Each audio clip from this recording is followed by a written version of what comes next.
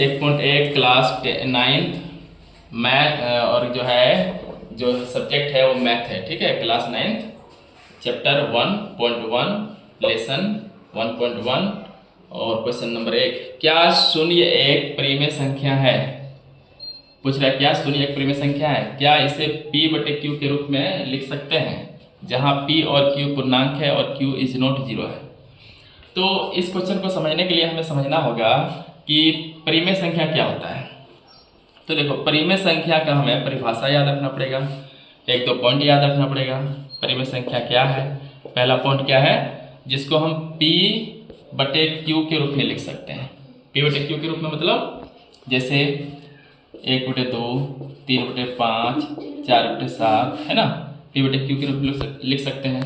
दूसरा, p और q क्या होना चाहिए? p और q क्या होना चाहिए? पूर्णांक होना चाहिए। क्या होना चाहिए? पूर्णांक होना चाहिए, है ना। अब पूर्णांक अब किसको बोलेंगे? तो पूर्णांक हम उसे बोलेंगे जैसे कि 0, 1, 2, 3, अब -1, -2, -3 ऐसे चलता रहेगा, है ना। इसको हम क्या बोलते हैं? पूर्णांक बोलते हैं। इसको क्या बोलते हैं? पूर्णांक बोलते हैं, है ना। तो और क्या होना चाहिए? q जो है, ये q जो है 0 के बराबर नहीं होना चाहिए।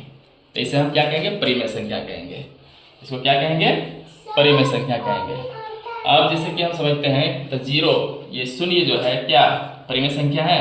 तो बिल्कुल है। कैसे? जैसे हम लिख सकते हैं 0 के नीचे 1 रहता है ना, ऐसे करके लिख सकते हैं, है ना। तो 0 क्या है?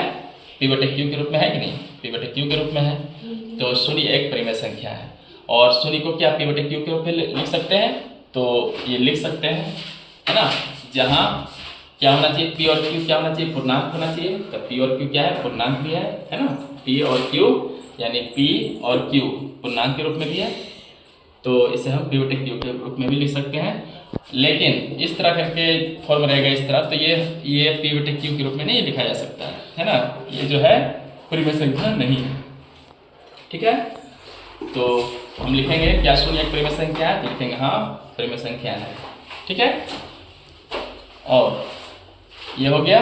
अब आगे समझो, 3 और 4 के बीच में 6 परिमेय संख्या ज्ञात करना है। 3 और 4 के बीच में इस तरह का क्वेश्चन रहेगा, तो सीधे यहाँ से हम ये सॉल्व करेंगे। क्या लिखेंगे? पहले सॉल्व 6 परिमेय संख्या ज्ञात करने के लिए क्या करेंगे? ये 6 है ना, 6 में 1 जोड़ देंगे। ये नियम है इसका बनाने के लिए। 6 में 1 जोड़ देंगे तो क्या हो जाएगा? 7। अब जो हो जाएगा 3 लिखना है, बट्टा लिखना है, तो जो 7 आया है ना, ये 7 यहाँ लिखना है और यहाँ भी गुना करके लिख देना है। अब 3 को 7 से गुना करेंगे कितना हो जाएगा? 21/7। इसी तरह 4 ये जो 7 लिखे थे वो, तो ये 7 है, फिर यहाँ 7 लिखना है और यहाँ गुना के रूप में भी 7 लिखना है। अब 4 को 7 से गुना करेंगे कितना हो जाएगा? 28/7। अब क्या करना है? अतः 6 परिमेय संख्या होगी। कौन कौन होगी? तो क्या है यहाँ? 21/7। 21/7 के बाद क्या आता है? 22/7। 22 के बाद क्या आता है? 23/7। 23 के बाद क्या आता है? 24/7। 24 के बाद क्या आता है? 25/7। 25 के बाद क्या आता है? 26/7। 26 के बाद क्या आता है? 27/7, है ना। यहाँ 28 है ही ऑलरेडी, तो कितना हो गया? 1, 2, 3, 4, 5, 6, ये हमारे 6 परिमेय संख्या निकल गए। अब आइए क्वेश्चन नंबर 3 में चलते हैं। बोल रहा 3/5 और 4/5 के बीच जो है कितने परिमेय संख्या ज्ञात करना? बोल रहा 5 परिमेय संख्या। तो फिर लिखेंगे सॉल्व और लिखेंगे 5 परिमेय, है ना, तो 5 परिमेय संख्या ज्ञात करने के लिए क्या करेंगे? 5 पूछ रहा है तो इसमें 1 जोड़ देंगे, 5 + 1 कर देंगे तो कितना हो जाएगा? 6। अब लिखेंगे ये 3/5 है, 3/5 लिख लीजिए। इसको भी बटा में क्या लिखना है? ये 6 फिर लिख देना है और यहाँ भी ऊपर में 6 लिख देना है गुना करके। अब 3 को 6 से गुना करेंगे कितना होगा? 18। अब 5 को 6 से गुना करेंगे कितना होगा 30, है ना। ये हो गया क्लियर ये वाला। अब इसको करना है 4/5 को, फिर 4/5 इसको भी जो है कितना 6 है, 6 कर दिए गुना, यहाँ भी 6 कर दिए गुना। 4 को 6 से गुना करेंगे 24, 5 को 6 से गुना करेंगे 30, है ना। अब लिखना है अतः 5 परिमेय